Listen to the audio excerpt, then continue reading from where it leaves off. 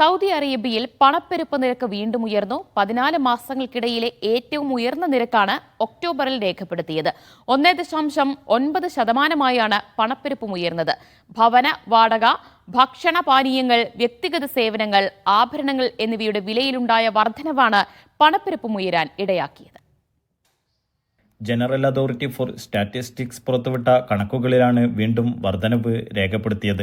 ഒക്ടോബറിൽ അവസാനിച്ച കണക്കുകൾ പ്രകാരം രാജ്യത്തെ പണപ്പെരുപ്പ നിരക്ക് 1.9%-ലെത്തി. 14 മാസങ്ങൾക്കിടയിലെ ഏറ്റവും ഉയർന്ന നിരക്കാണ് ഇത്. ഭവന വാടകയിലുണ്ടായ വലിയ വർധനവാണ് പണപ്പെരുപ്പം വർദ്ധിക്കുന്നതിന് പ്രധാന കാരണമായത്. ഒക്ടോബറിൽ രാജ്യത്തെ ഭവന വാടക 11.7% വരെ വർധനവ് രേഖപ്പെടുത്തിയിരുന്നു. 2013 ശേഷമുള്ള ഏറ്റവും വലിയ വർധനവാണ് ഇത്. ഇതിനു പുറമെ ഭക്ഷണപാനീയങ്ങൾ, വ്യക്തിഗത സേവനങ്ങൾ, ആഭരണങ്ങൾ, റെസ്റ്റോറൻറ്റുകൾ, ഹോട്ടലുകൾ എന്നിവയിലും വർധനവ് രേഖപ്പെടുത്തി. പണപ്പെരുപ്പം 1.9%-ലേക്ക് ഉയർന്നെങ്കിലും G20 രാജ്യങ്ങളുടെ പട്ടികയിൽ ഏറ്റവും കുറഞ്ഞ പണപ്പെരുപ്പ് നിരക്ക് സൗദിയുടേതാണ്. Naushad Irikkur, media 1, Dammam.